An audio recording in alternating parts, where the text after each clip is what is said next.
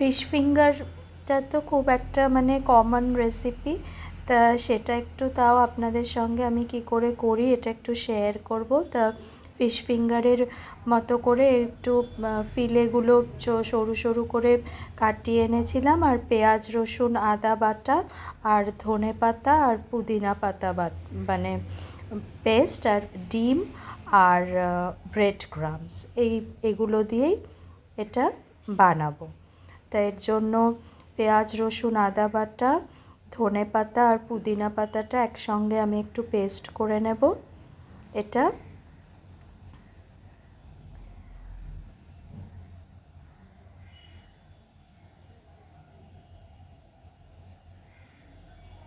এটা তো মোটামুটি ফিশ ফিঙ্গারটা সবাই করে, তা এটা আমি কি করে করি এটা একটু শেয়ার করলাম আপনাদের সঙ্গে। আর ব্রেড ক্রাম্বসটা একটু নিয়ে নেব।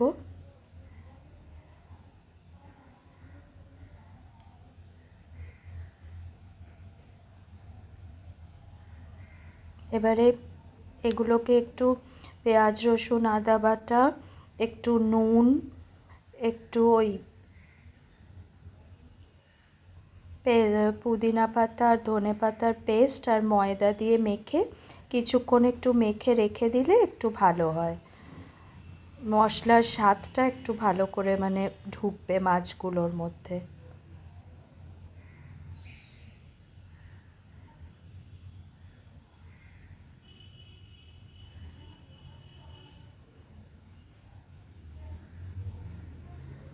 একটু ময়দা, কেউ কর্নফ্লাওয়ারও ইউজ করা যায়, নুন দিয়ে এগুলো মেখে কিছুক্ষণ একটু রেখে দিলে ভালো।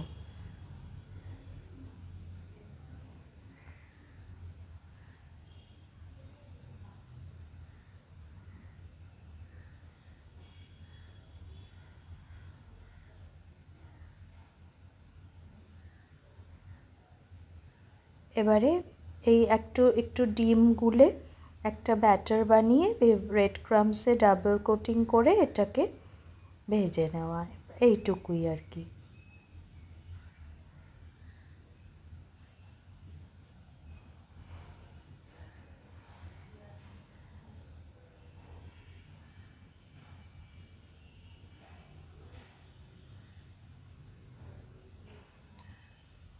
এগুলো অনেকক্ষণ ধরে একটু ভিজিয়ে রেখেছিলাম। এবার ডিমের ব্যাটারটায় দিয়ে একটু ব্রেড ক্রাম্বসে দিয়ে এটা একটু আমি ডাবল কোটিং করব,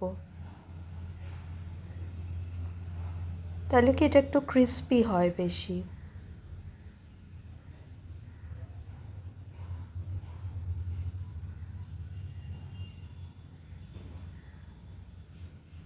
আর এগুলো আমি একটু শ্যালো ফ্রাই করি বা ডিপ ফ্রাইও করা যায়, কিন্তু একটু শ্যালো ফ্রাই করলে হেলদি হয়। আমি ফ্রাইং প্যানে তেলটা অল্প করে তেল দিয়ে গরম বসিয়ে নিয়েছি, এবার এগুলোকে আমি একটু শ্যালো ফ্রাই করব।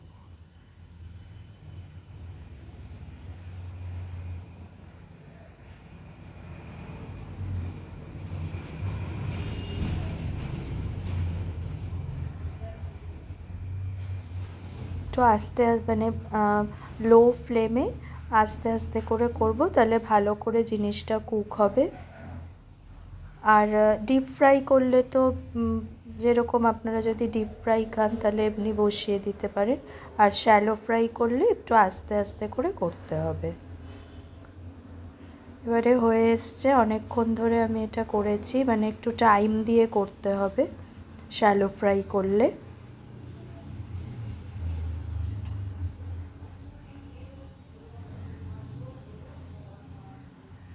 এই যেটা হয়ে গেছে,